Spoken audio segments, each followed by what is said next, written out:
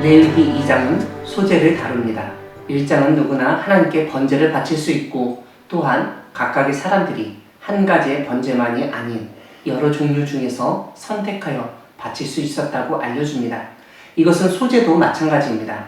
1절 맨 처음에 나오는 누구든지라는 말이 이러한 면을 강하게 드러내고 있습니다. 하나님께 드릴 예물 중 소재로 번역된 히브리어는 민하입니다. 구약에서 이 미나가 나타나는 경우는 야곱이 에서에게 준 예물, 열국의 왕들이 솔로몬에게 준 예물이 있습니다. 하지만 이처럼 사람에게 준 것뿐만 아니라 하나님에게도 사용되고 있습니다. 5절에서는 누룩을 넣지 말라고 하고 11절을 보면 누룩과 꿀을 넣지 말도록 했습니다. 누룩은 부풀게 하는 성질이 있는데 구약에서는 타락, 부패와 죽음의 상징으로 이해되고 있습니다. 꿀은 과일로 만든 꿀을 말하는데 보통 대추, 무화과, 포도로 만들었다고 합니다. 누룩과 꿀이 생활에 필요한 요소라서 배려 차원으로 금지시켰을 가능성도 있습니다. 이와 달리 13절에서는 소금을 치도록 되어 있습니다.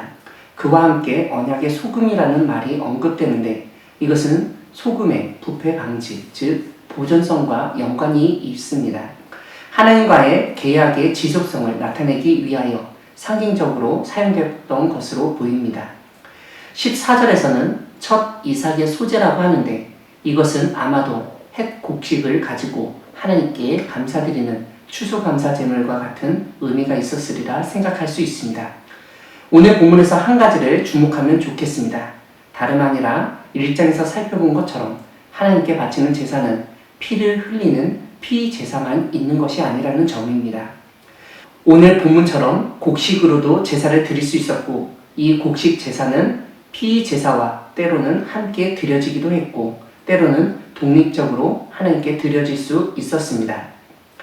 독립적인 소재를 보여주는 대표적인 본문이 창세기 4장에 나오는 가인과 아벨의 제사 이야기입니다. 농사를 지은 가인과 목축을 하던 아벨이 하나님께 각각의 제물로 바쳤습니다. 레위기 2장은 고대 이스라엘은 곡식으로 제물을 바치는 예가 분명히 있었다고 알려줍니다. 그렇기 때문에 단지 피 제사만을 고집하는 것은 비성경적이라고 할 수 있습니다. 그런데 왜 제물이 동물이 아니라 식물, 즉 곡식이었을까요? 이것은 곡식을 바치는 사람들의 경제적 형편과도 연관되어 있습니다. 1장에서는 송아지나 양, 염소, 산비둘기나 집비둘기가 예물로 언급되었습니다. 그런데 오늘은 곡식 중 거친 가루와 관련된 예물입니다. 이것은 아무래도 가장 가난한 사람들, 극빈층이 하나님께 드리는 제사 형태였으리라 생각해 볼 수 있습니다.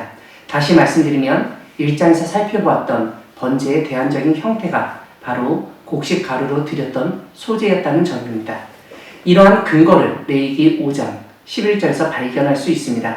속죄제의 경우 동물로 제사 드리기 어려운 사람에게 소재를 드리게 한 것을 알 수 있습니다. 적은 양의 곡식값이 집비둘기나 산비둘기 2마리의 값보다 저렴했고 그로 인해 경제적 부담이 적도록 배려했다는 점을 알 수 있습니다. 또한 속죄제를 드릴 때는 유향조차 요구되지 않았습니다. 이건 역시 가난한 자들을 위한 배려 조항으로 볼 수 있습니다. 하지만 소제에는 유향을 함께 첨가하도록 하는 점에서 속죄제로 드렸던 동물 제사의 대안적 형태인 소제와는 조금 다르다는 점을 알게 됩니다. 즉 경제적인 형편을 어느 정도 고려하지만 유향을 첨가시킴으로써 하나님에 대한 헌신을 요구하는 것으로 이해할 수 있습니다. 사랑하는 광야교회 성도 여러분, 하나님은 우리의 형편을 살피시고 배려하시지만 경제적 상황에 너무 매몰되지 않도록 때로는 해야 할 일을 정하시고 행하게 하시는 분이십니다. 소재에 유향이 첨가되도록 규정된 것에서 경제적으로 배려는 하지만 그 경제 상황에 너무 갇혀 살도록 하지 않으시는 하나님의 의도를 발견할 수 있습니다.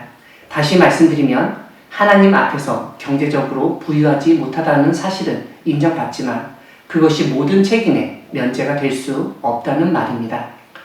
아무리 빈곤한 가운데서도 해야 할 것을 행할 수 있는 여건을 하나님이 허락해 주신다는 사실을 믿고 의지해야 한다는 점을 보여준다고 할 수 있습니다. 오늘 본문에서 소재에 유향을 넣도록 규정하신 것에서 확인할 수 있듯 우리도 우리의 형편을 살피시는 하나님이시지만 또한 그 상황에 그냥 매몰되어 있기만을 바라시지 않으신다는 것을 알게 됩니다. 지금 나의 상황이 어렵더라도 그 안에서부터 벗어나도록 이끄시는 하나님을 믿으시며 나아가시기 바랍니다. 이러한 뜻이 갖가지 재료를 첨부하게 한 소재에서 발견됩니다.